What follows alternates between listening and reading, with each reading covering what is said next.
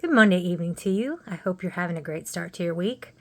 I want to talk about Mark Kelly right now and how absolutely crazy it is that this administration, led by five-time draft dodger Donald Cadet Bonespurs Trump, wants to go after decorated naval and veteran and astronaut Mark Kelly for sedition.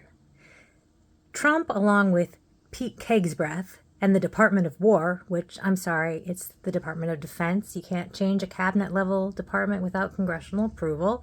But whatever, Department of War, Department of Defense, Department of fucking morons and traitors, is going after Mark Kelly, a Gulf War veteran who was a naval aviator during the Gulf War, who was obviously an astronaut, whose wife was a congresswoman who was almost assassinated. She took a shot to the head, and he stood by her. Can you imagine Trump standing by one of his wives, any of his wives at all, but one of his wives who took a bullet to the head and all the recovery that was required? That's really not the subject here, but it's just an aside. Like, can you even imagine Donald Trump standing by one of his wives? No.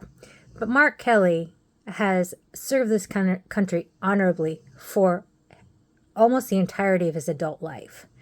And he now serves in the United States Senate. But because he and five other members of the Democratic Party who are members of the Senate decided to make a video reminding our servicemen and women of their oath, reminding them to disobey illegal orders, that under military law, servicemen and women must disobey illegal orders.